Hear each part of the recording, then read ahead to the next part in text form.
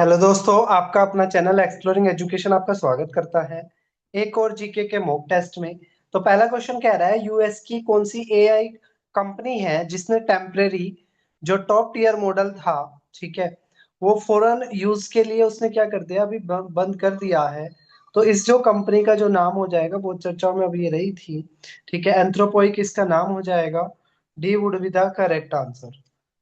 बात करें हम नेक्स्ट क्वेश्चन की। दूसरा क्वेश्चन कह रहा है, कौन सी कंट्री ने 16 साल से सभी व्यक्तियों के सभी बच्चों के लिए, ठीक है, क्या कर दिया है, ठीक है, 16 साल से कभी सभी बच्चों के लिए सोशल मीडिया पर बैन लगा दिया है।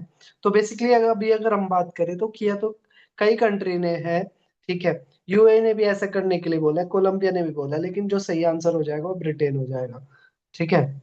16 साल से कम वालों के लिए ब्रिटेन ने करा है। अगला क्वेश्चन कह रहा है, अभी नरेंद्र मोदी जी और फ्रांस के जो इमैनुअल मैक्रोन है, उनके बीच में एक मीटिंग हुई है। और उस मीटिंग के बाद कौन सा इनिशिएटिव लिया गया, उस इनिशिएटिव का नाम एक्चुअली आपसे पूछ रहा है। तो उस इनिशिएटिव का जो नाम है वो है Bharat innovates 2026। A would be the correct answer. बात करें क्वेश्चन नंबर 4 की। तो वो कह रहा है, एलन जो मस्क है, उन्होंने आईपीओ जारी करा है स्पेस एक्स का 12 जून को। और स्पेस एक्स का ये आईपीओ जारी करने के बाद उन्होंने क्या रिकॉर्ड तोड़ दिया है, तो वो वर्ल्ड के पहले ट्रिलियन बन गए हैं। बी क्या हो जाएगा, सही आंसर हो जाएगा। बात करें नेक्स्ट क्वेश्चन की। तो वो ये कह रहा है, कौन सी एक्सटर्नल एआई इकोसिस्टम है जो एप्पल्स का जो रीबिल्ट था जो सिरी, उसको बना रही है, ठीक है। तो ऐसा जो बना रही है वो है गूगल जेमिनी।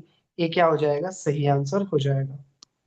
बात करें क्वेश्चन नंबर 6 की। तो क्वेश्चन नंबर 6 कह रहा है, कौन सी भारत की फिनटेक कंपनी है जो अपना आईपीओ जारी करने वाली है। तो आईपीओ तो जारी करने वाला जियो भी है, लेकिन जो इस क्वेश्चन का जो सही आंसर हो जाएगा वो हो जाएगा रेजोर पे। ये क्या हो जाएगा, सही आंसर हो जाएगा। बात करें नेक्स्ट क्वेश्चन की। क्वेश्चन नंबर, और आईपीओ क्या होता है, इनिशियल पब्लिक ऑफरिंग। जब किसी कंपनी के शेयर्स पहली बार जनरल पब्लिक के लिए आते हैं तो वो आईपीओ कहलाता है। बात करें नेक्स्ट क्वेश्चन की।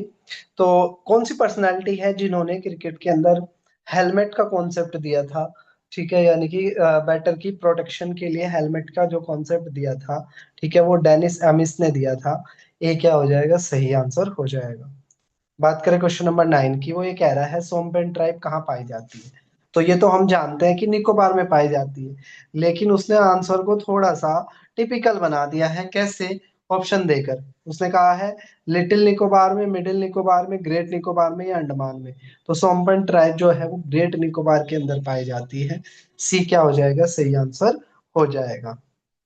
बात करें क्वेश्चन नंबर 10 की। वो ये कह रहा है, wild life institute of India का हेडक्वार्टर कहाँ है। तो wild life institute of India का जो हेडक्वार्टर है वो देहरादून में है। सी क्या हो जाएगा, इसका सही आंसर हो जाएगा। एसबीआई का हेडक्वार्टर मुंबई में है, पीएनबी का हेडक्वार्टर दिल्ली में है, और जो चारा जो संगठन है उसका जो हेडक्वार्टर है वो झांसी में है। बात करें नेक्स्ट क्वेश्चन की। तो वो ये कह रहा है कि कौन सा, अभी देखो मैं बता देता हूँ, ठीक है, ये क्वेश्चन कहाँ से जुड़ा हुआ है। राम मंदिर में, ठीक है, जो सोने का जो चढ़ावा आया था उसको लेकर कुछ विवाद हो गया। और उसके बाद वहां क्या किया गया है, ये जो है वो एसआईटी को दे दिया गया था। तो वहां से मैंने क्वेश्चन बनाया है कि एसआईटी क्या होती है। तो बेसिकली एक temporary group of law enforcement officer का होता है, जिसमें सिविल सर्वेंट हो सकते हैं या उस फील्ड के एक्सपर्ट होते हैं, जिनका काम, ठीक है, इन्वेस्टिगेशन करना होता है किसी सेंसिटिव इशू पर। ये सुप्रीम कोर्ट और हाई कोर्ट के द्वारा जनरली जारी बनाई जाती है। तो सी क्या हो जाएगा, इसका सही आंसर हो जाएगा एसआईटी, ठीक है। तो स्पेशल इनोवेशन इन्वेस्टिगेशन टीम इसको कहते हैं। सीबीआई आप जानते हो भारत की जो एजेंसी है, और रो जो है भारत की खुफिया एजेंसी का नाम रो है। बात करें नेक्स्ट क्वेश्चन की। वो ये कह रहा है, एमपीसी मॉनेटरी पॉलिसी कमेटी। तो आरबीआई के अंदर एक मॉनेटरी पॉलिसी कमेटी होती है, और जो भी डिसीजन लेने होते हैं, सीआरआर, एसएलआर वगैरह वगैरह, ये सारे इस एमपीसी में होते हैं, ठीक है। और इसमें 6 मेंबर होते हैं, जिसमें से 3 गवर्नमेंट की साइड से होते हैं और 3 आरबीआई की साइड से होते हैं। तो डी इसका सही आंसर हो जाएगा। नेक्स्ट क्वेश्चन की बात करें, साइटोलॉजी क्या है। तो जो वॉर्म्स है उनकी स्टडी को साइटोलॉजी कहते हैं क्या, हार्ट की स्टडी को साइटोलॉजी कहते हैं क्या, या चट्टानों को डिटेल में पढ़ने को साइटोलॉजी कहते हैं, या सेल की स्ट्रक्चर और उसके इवोल्यूशन को समझने को साइटोलॉजी। तो डी क्या हो जाएगा, सही आंसर हो जाएगा। अगले क्वेश्चन की बात करें, वो कह रहा है पार्लियामेंट्री स्टैंडिंग कमेटी में कितने सदस्य हैं।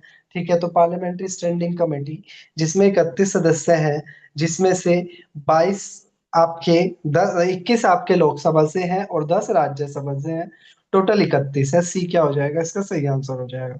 अगले क्वेश्चन की बात करें, जो ये पार्लियामेंट्री स्टैंडिंग कमेटी है, ठीक है, तो ये कहीं उसमें होती है।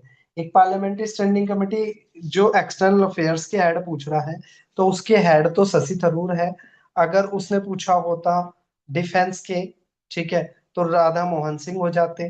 ठीक है, तो इसमें क्या होता है, और फाइनेंस के पूछता तो भर्तृहरि मेहताब हो जाते। तो ये जो पार्लियामेंट्री स्टैंडिंग कमेटी होती है, ये डिफरेंट डिफरेंट टॉपिक पे होती है।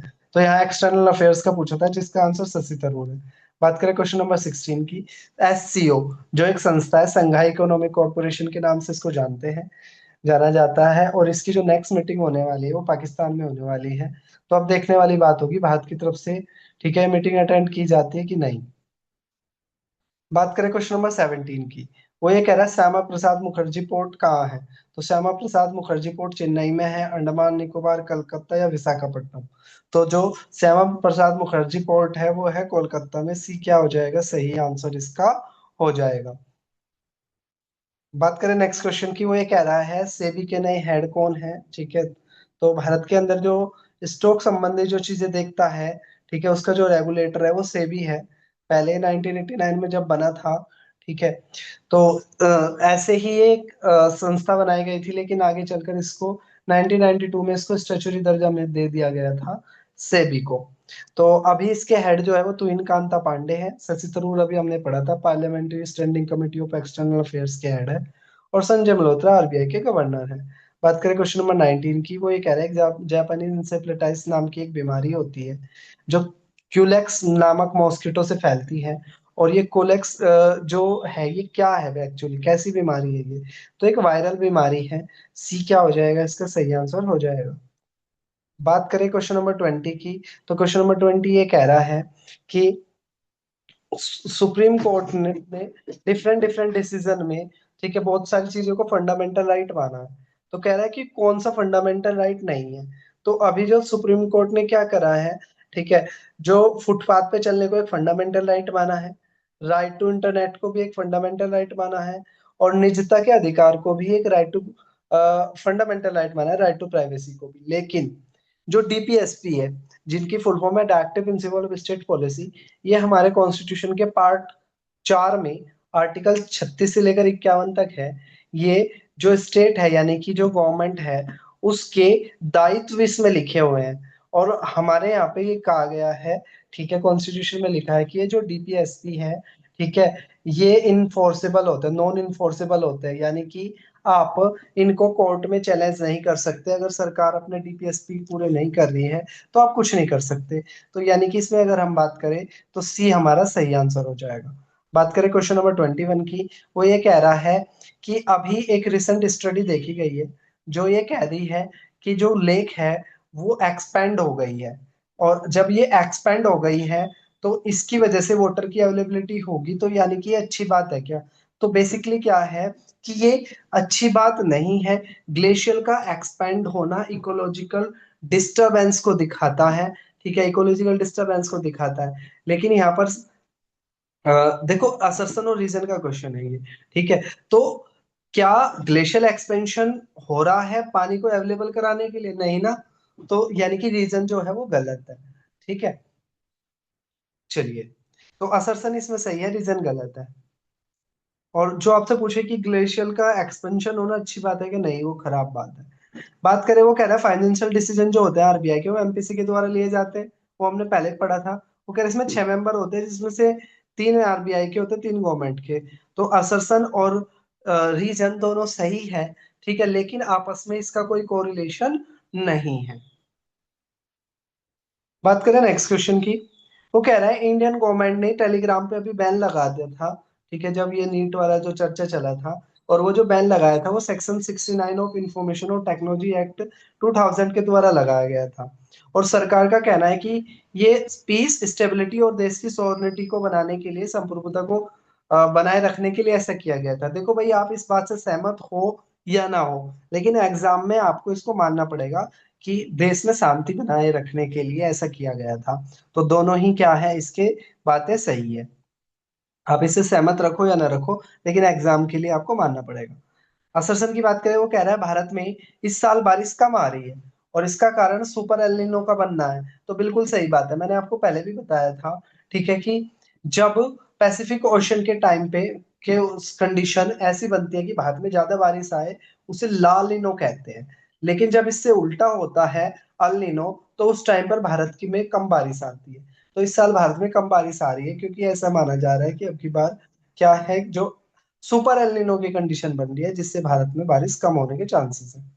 बात करें क्वेश्चन नंबर 25 की, वो ये कह रहा है भारत में बहुत सारे जू बने हुए हैं जिनका उद्देश्य एनिमल को बचाना है। तो बात तो सही है।